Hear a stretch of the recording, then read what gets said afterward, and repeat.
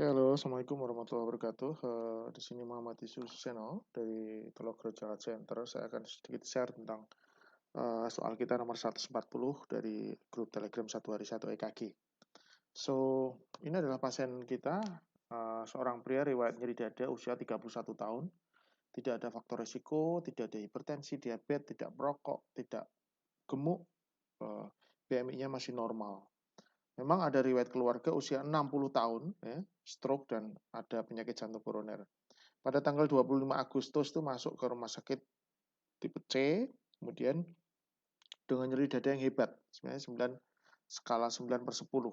Kemudian dicek CKMB pada saat masuk di UGD itu hasilnya normal. Ya. Kemudian dipulangkan dengan diagnosa GERD. Ya, dan memang pasien datang ke saya pada waktu itu ke poli dengan obat-obat untuk GERD plus satu obat yaitu bisoprolol. Nah, ini ECG pada waktu masuk. Kita lihat irama sinus apa enggak? Jelas irama sinus ada 1P dikutul 1 PRS. Ya. Kemudian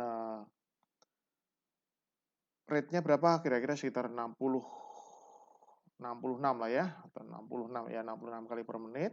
Sinus 66 kali per menit. Aksesnya normal enggak? 1 positif, AVF positif. PR interval, PR interval saya kira masih normal pada saat ini ya, masih normal ya. Bandel branch block tidak ada, hipertrofi tidak ada. Ya.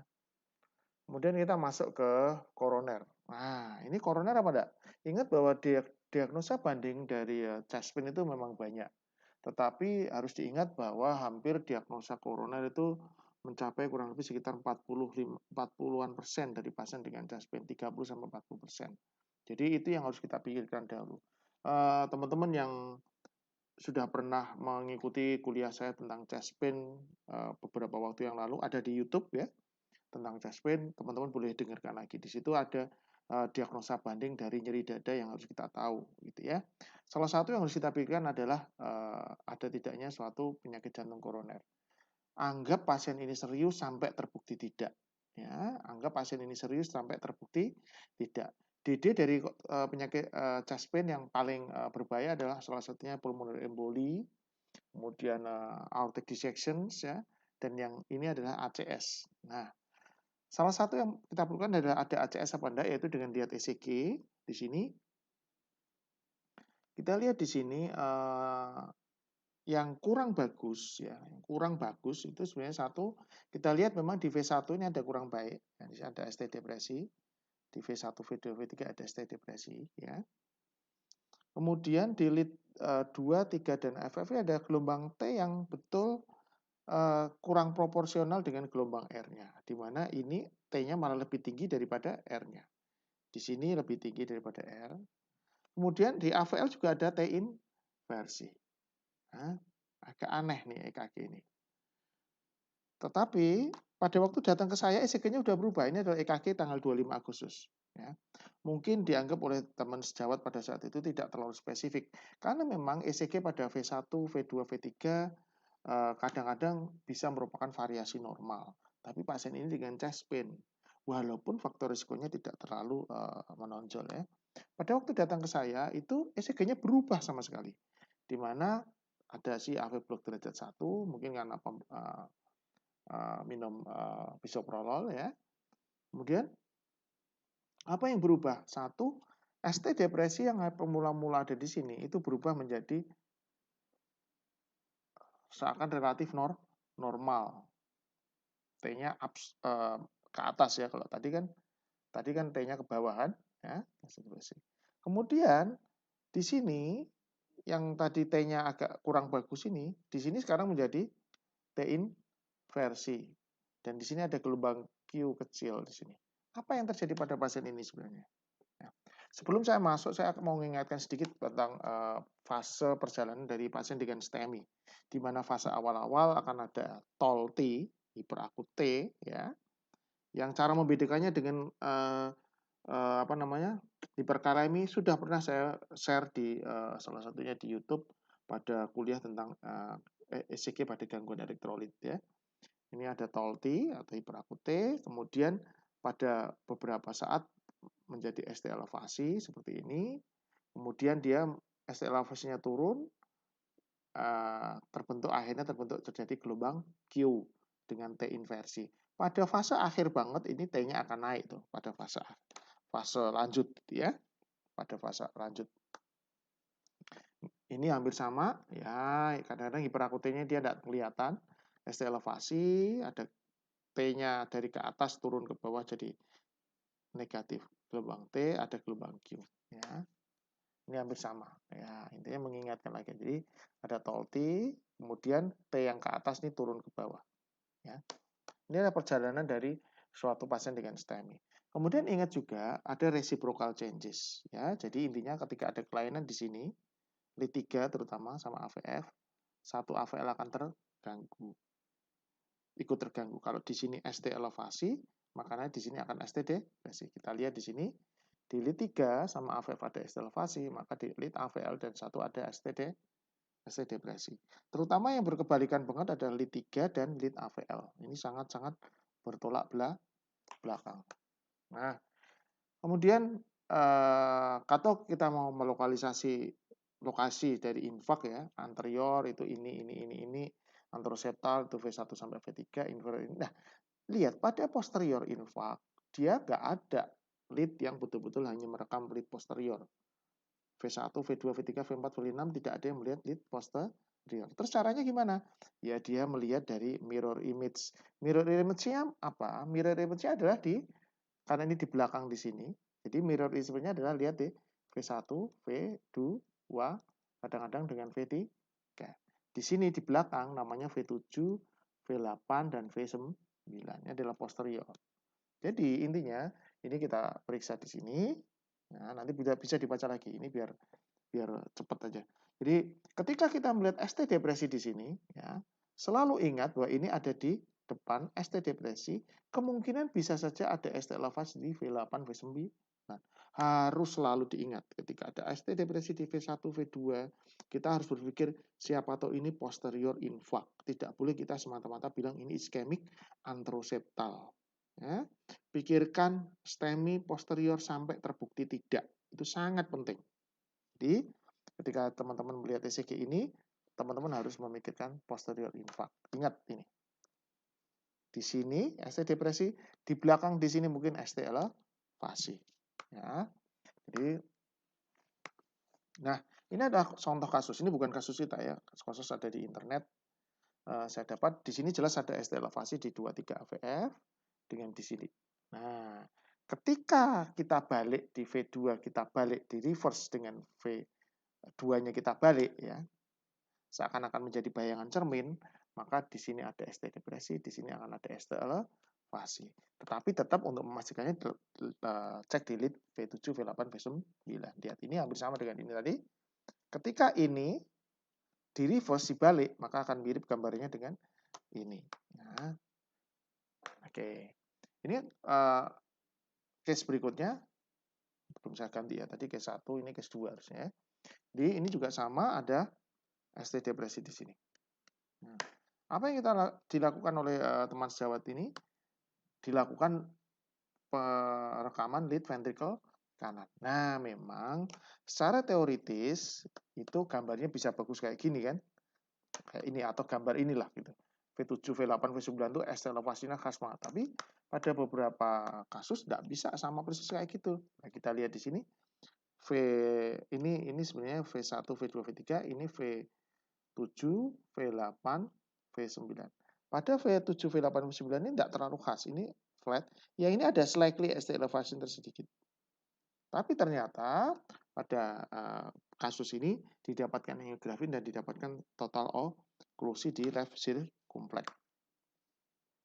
Bagaimana dengan ini? Ini juga sama, case ketiga ya. Ini ST depresi, ya, dilakukan perekaman. Nah, kalau ini V7, V8, V9. Ingat ininya hampir sama ya. Ini sama dengan ini sebenarnya V1, V2, V3. Tetapi ini V3. Lihat, pada V8 ada slightly ST elevasi. Di sini juga ada ST elevasi. Ini lebih khas kalau ini.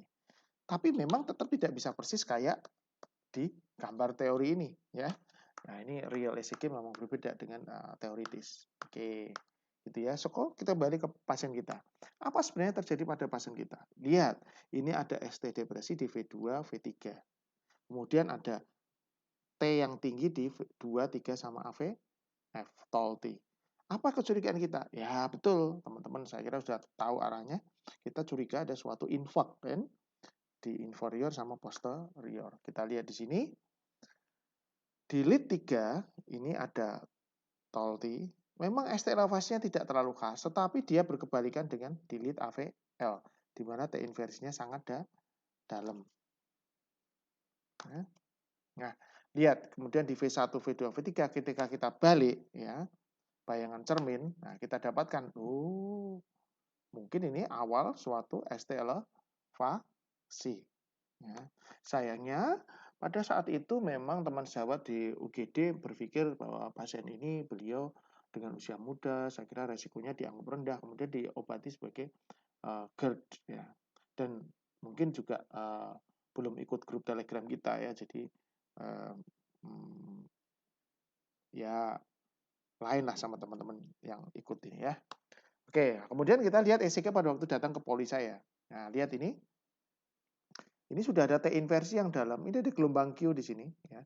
Kalau ini tidak begitu kelihatan ya, tapi di sini jelas ada gelombang Q ya. Ini ada T-nya udah tinggi, berbeda sekali ini ya. Berbeda sekali dengan ini jelas di L3. AVF Q-nya kita anggap enggak, ya memang ada sih 25%. Mungkin bisa, tapi yang khas banget di L3 ini jelas Q-nya kelihatan ya. Apa yang terjadi pada beliau ini sebenarnya? Jadi menurut saya setelah kita analisa, jadi sebenarnya pada fase awal itu di 2-3 AVF ini adalah termasuk pada ini. Itu ada tol T di sini. Ini adalah ini, tol T. Memang belum sampai ke sini, tapi karena sangat awal, beliau kebetulan rumahnya di dekat sebuah rumah sakit tersebut, beliau segera datang. Artinya hitungan menit gitu. Nyeri dada yang hebat, hitungan menit, kemudian beliau ke UGD, baru didapat ini. Dan maaf, tidak dilakukan EKG serial. Langsung diambil CKMB, dan CKMB-nya masih normal, karena dia akan meningkat sekitar 3-4 jam setelah pasca serangan. Ya. Nah, apa yang terjadi pada EKG yang ini, di L3 AVF, pada waktu datang ke saya ini kan pada waktu 25 Agustus, tanggal 7 September ya. Apa yang terjadi pada ini? Ini adalah sudah mencapai ini. Jadi sebenarnya kita kehilangan momen di mana ada ST elevasi. Ini nggak tahu kita tuh. Karena tidak ada EKG serial. Kalau saja pada pasien ini dilakukan EKG serial di ruangan misalnya setelah beliau opnam, maka kemungkinan akan ketahuan kalau ini ST elevasi miokardium, tapi tidak dilakukan ECG serial. Kebetulan waktu itu percaya pada hasil CKMB. Jadi yang pada saya dapat adalah fase yang sudah agak lanjut. Nah, lihat ECG yang ini yang di tanggal 7 September ini ketika kita balik reverse kita dapatkan kecurigaannya ada T inversi yang dalam.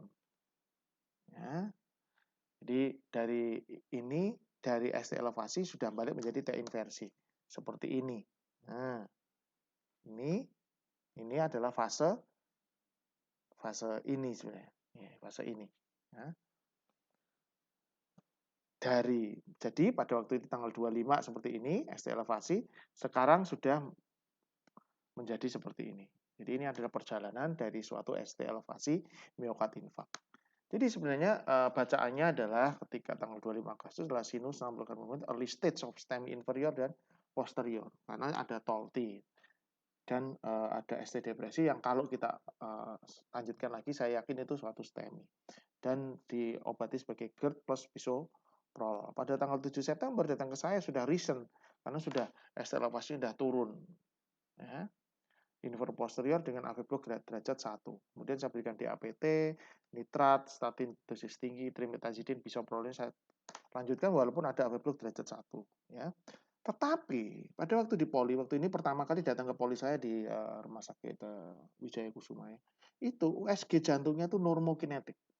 Saya tidak melakukan echo pada situ, saya hanya lakukan USG aja. Semua segmen normokinetik. Apa yang terjadi pasien ini? What's happened? Gitu.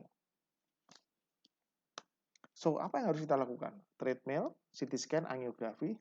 Jelas treadmill tidak menjadi option. Bagaimana dengan CT scan? Bagaimana dengan angiografi? Nah, ini karena Sebenarnya tergantung pada teman-teman. Kalau kita assess ini sebagai suatu recent STEMI, ya ini harus angiografi gitu. Tapi ketika kita tidak terlalu yakin, mungkin bisa CT scan dulu.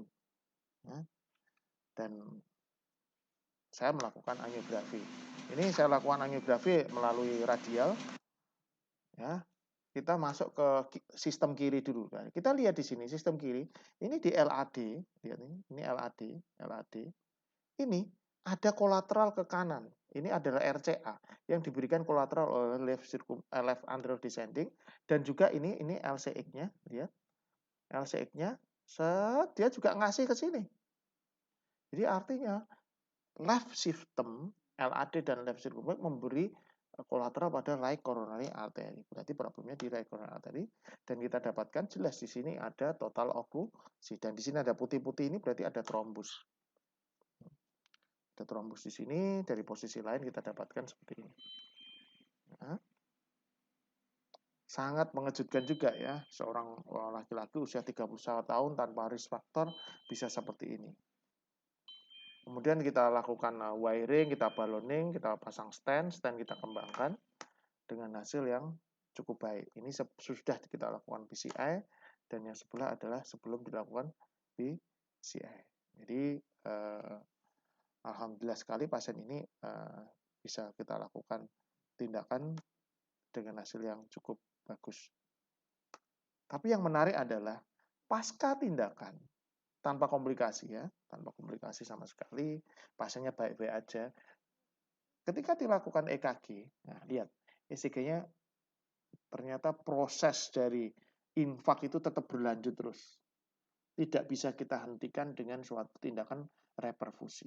Kerusakan jaringan itu tetap terus terjadi. Walaupun secara makro tidak terlalu terlihat karena ternyata sudah ada kolateral.